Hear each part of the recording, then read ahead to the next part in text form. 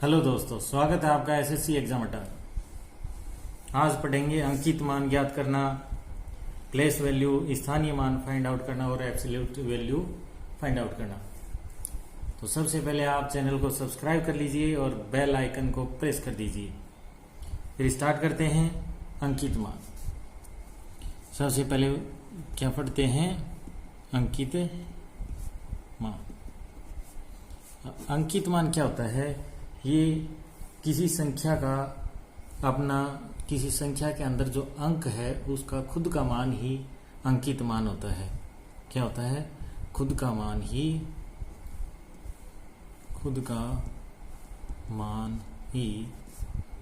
अंकित मान होता है। अंकित मान होता है। अब कैसे होता है देख लीजिए एग्जाम्पल से कि कोई संख्या है 4, 9, 8, 6, 4। ठीक है। अब इसमें ये पूछ लिया जाए कि 9 का अंकित मान बताइए। 9 का अंकित मान बताइए। तो 9 का अंकित मान क्या होगा? खुद का मान, मतलब 9 का मान 9 ही है, तो अंकित मान क्या होगा? 9 का अंकित मान 9 ही होगा। 9 ही होगा। ठीक है, ये हमारा आंसर हो जाएगा। अगर अंकित मान पूछा जाए तो वो खुद की वैल्यू ही अंकित मान होती है।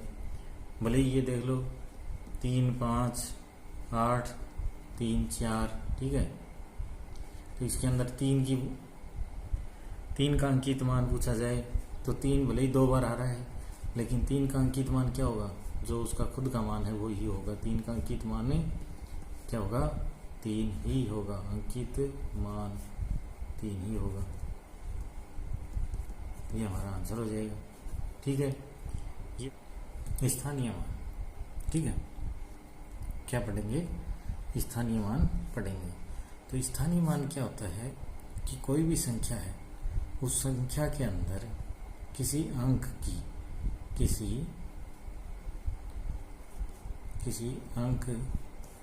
की या अंक का स्थानीय मान पूछा जाए।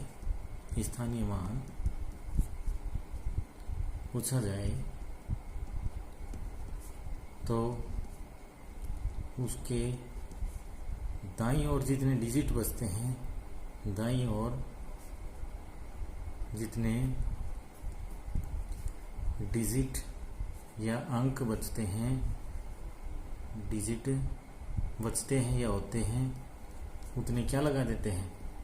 उतने 0 लगा देते हैं। यही क्या होता है? उस अंक का स्थानीय मान या प्लेस वैल्यू, स्थानीय मान या प्लेस वैल्यू होती है। ठीक है, अब डेफिनेशन से शायद नहीं समझ में आया होगी। किसी अंक का स्थानीय मान पूछा जाए तो उसके दाईं ओर जितने डिजिट होते हैं उतने ही उस अंक के आगे 0 लगा देते हैं। इससे उस अंक का स्थानीय मान प्राप्त हो जाता है। ठीक है, तो ये डेफिनेशन से नहीं समझ में आया हो तो एग्जाम्पल से जरूर आ जाएगा। चलिए एग्जाम्पल करते हैं। कोई संख्या है, मान लो 44,952। ठीक है, अब बात यह है कि इसमें 9 का स्थानीय मान बताओ। क्या करना है? 9 का स्थानीय मान बताना है। 9 का स्थानीय मान क्या होगा? 9 ले लेंगे। ठीक है, इसके दाईं ओर कितने अंक हैं? 2 हैं, तो 2 0 लगा देंगे। 2 0 लगा दी तो 9 का स्थानीय मान क्या होगा? 900 होगा। 9 का स्थानीय मान क्या हो जाएगा? 900 हो जाएगा। यही हमारा उत्तर है। इस प्रकार से स्थानीय मान निकाल लेते हैं। अब चलते हैं आगे कि अगर दशमलव वाला दे रखा हो, कि पॉइंट के आगे कोई संख्या है और उसका स्थानीय मान पूछे तो कैसे ज्ञात करते हैं? जैसे मान लो कि पॉइंट 9, 4, 6, 1 है। ठीक है, ये संख्या है और इसके अंदर 9 का स्थानीय मान पूछे। इसके अंदर 9 का स्थानीय मान पूछा जाए तो इसमें क्या करते हैं, जो पॉइंट वाली संख्याएं होती है इसमें क्या करते हैं, पॉइंट की जगह पॉइंट ले लेते हैं, ठीक है। और जिस संख्या का स्थानीय मान पूछा गया है, 9 का पूछा गया है, तो 9 की जगह रखेंगे क्या, 1, और इसको 9 से मल्टीप्लाई कर देंगे, 9 से क्या कर देंगे, मल्टीप्लाई कर देंगे, तो क्या आ जाएगा 0.9। यही क्या हो गया, 9 का पॉइंट वाली संख्या में 9 का स्थानीय मान क्या हो गया, 0.9 होगा, ये आंसर हो जाएगा, ठीक है। फिर एक एग्जांपल और ले लेते हैं। जैसे मान लो यही संख्या है 9461, ठीक है। अब इसके अंदर 6 की प्लेस वैल्यू पूछ ली जाए, 6 का स्थानीय मान प्लेस वैल्यू पूछा जाए, तो इसको कैसे सॉल्व करेंगे। इसमें वही रूल है कि पॉइंट की जगह पॉइंट रखते हैं, और 6 का पूछा है तो 6 की जगह 1 रख लेंगे, और आगे ये कितने अंक बच गए, 2, इनकी जगह 0 रख देंगे, और 6 से क्या कर देंगे, इसको मल्टीप्लाई कर देंगे, 6 से क्या कर देंगे, मल्टीप्लाई कर देंगे, 6 इंटू 0.001 क्या आ जाएगा, 0.206। ये हमारी प्लेस वैल्यू होगी।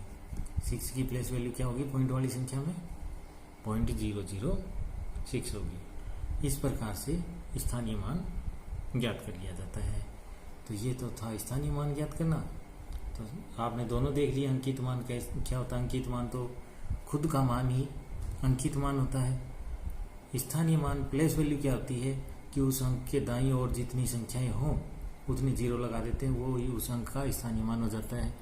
पॉइंट वाली संख्या का अगर स्थानीय मान पूछा जाए तो उसमें क्या करते हैं, पॉइंट की जगह पॉइंट रख लेते हैं, और जिस संख्या का स्थानीय मान पूछा है उसकी जगह 1 रखेंगे, और पॉइंट और उस 1 के बीच में जितनी भी संख्या आएंगी उतने 0 लगा देंगे, और उसको जिस संख्या का या जिस अंक का स्थानीय मान पूछा गया उससे मल्टीप्लाई कर देंगे। तो जो आंसर आएगा वही क्या होगा, स्थानीय मान होगा। ये पॉइंट वाली संख्या में होता है। अब चलिए थर्ड पॉइंट पढ़ते हैं, क्या है, निरपेक्ष मान। निरपेक्ष मान या यूं कहें एब्सोल्यूट वैल्यू। ये कैसे ज्ञात किया जाता है, निरपेक्ष मान कैसे ज्ञात करते हैं। तो निरपेक्ष मान है ना, ये हमेशा क्या होता है, निरपेक्ष मान हमेशा धनात्मक होता है, हमेशा पॉजिटिव होता है। एक बात तो ये याद रखना है, ठीक है।